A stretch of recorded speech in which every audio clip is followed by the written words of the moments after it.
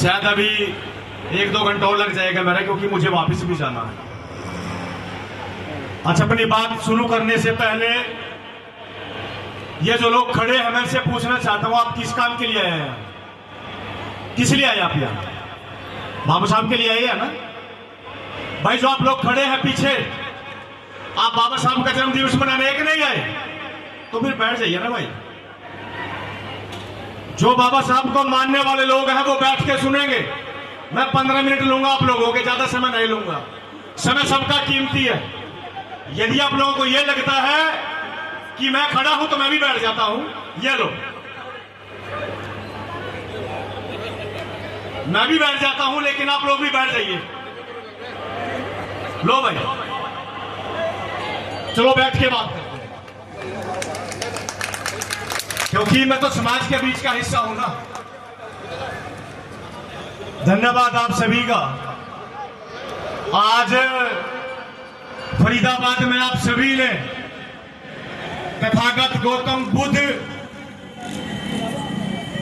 को इस देश में स्थापित करने वाले भारतीय संविधान के निर्माता बाबा साहब डॉक्टर भीमराव अंबेडकर जी का जन्म दिवस बड़े हर्षोल्लास के साथ मनाया।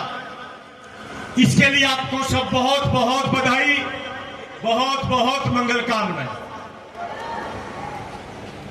और तरह तरह के जो कार्यक्रम है वो भी आप लोगों को दिखाए। और ये जो मेहनत है, ये आप सभी के खून पसीने की मेहनत है। हमारे प्रदेश लीगल सेल के प्रदेश अध्यक्ष माननीय एडवोकेट ध्रुव जी, भीम आर्मी भारतीय एकता मिशन प्रदेश कार्यकारिणी सदस्य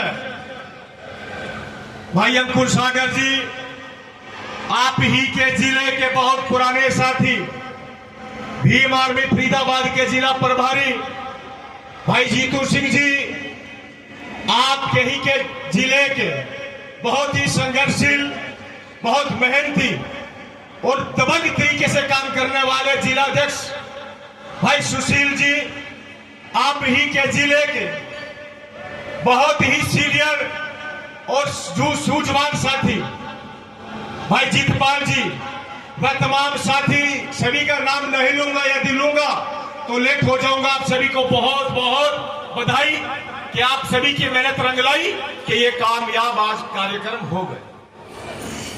बस एक चिंता का विषय ये छोड़ दिया। आज जब मैं वहां पर आया तो मैंने देखा कि फरीदाबाद के लोग अपने घरों से निकल के बाबा साहब जी के जन्म दिवस को मनाने के लिए खूब, हमारी बहनें, हमारी बेटियां, हमारे दोस्त, हमारे भाई, पिता तुल्य बुजुर्ग खूब गाड़ियां भर भर के आए, खूब भीड़ वहां पर दिखी। लेकिन एक चिंता कारण यह मैं सोच रहा हूं कि जब वोट का समय आता है तब यह भीड़ कहां चली जाती है। जब एक खास पर्व बाबा साहब जी के द्वारा दिया गया और बाबा साहब ने कहा था कि मैं ये वोट का अधिकार तुम्हें इसलिए दे रहा हूं कि तुम अपना राजा चुनो और इस देश की सत्ता पर कब्जा करो, तो तब ये वोट, ये भीड़ कहां चली जाती है? क्यों नहीं बाबा साहब को समझते? क्या सिर्फ बाबा साहब का जन्मदिन मनाना मकसद है? बाबा साहब जी के जन्म दिवस पर इकट्ठा होना मकसद है? क्या बाबा साहब जी का जो सपना है या अधूरा सपना है उसको पूरा करना मकसद नहीं है? करना है कि नहीं है? बाबा साहब क्या चाहते थे? इस देश की सत्ता पर कब्जा करना? बहन यही तो चाहते थे। क्या हमने किया? हमने धोखा दिया बाबा साहब को। बाबा साहब ने 4 बच्चे कुर्बान कर दिए हमें जानवर से इंसान बनाने में, लेकिन अभी तक भी हम इंसान तो बन गए, लेकिन वो जो गुलामी है हम उसको नहीं छोड़ पाए। आज भी हम कांग्रेस जैसी मनुवादी पार्टियों को अपना कीमती वोट देकर के सत्ता तक भेज देते हैं, कहीं बीजेपी का वोट डाल देते हैं। ये बाबा साहब के साथ धोखा है। बाबा साहब के 4 बच्चों के साथ धोखा है। वोट का अधिकार किसने दिया? बताओ जरा एक बार, कोई भी साथी जवाब दे दे। किसने दिया? बाबा साहब ने दिया। गांधी ने तो नहीं दिया, तो फिर गांधी को वोट किस लिए? गांधी को वोट किस लिए?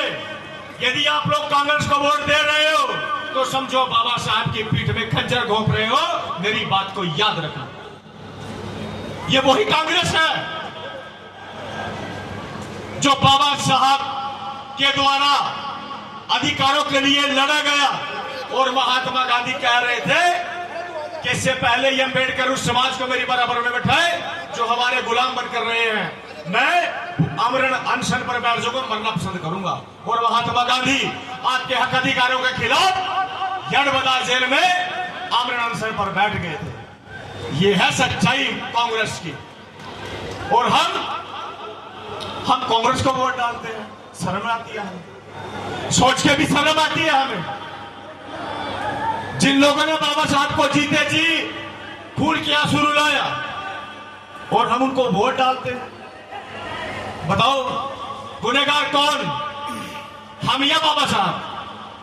हम गुनहगार हुए ना, देश को आजाद हुए 78 साल हो गए, अभी तक हमने सत्ता नहीं हासिल की।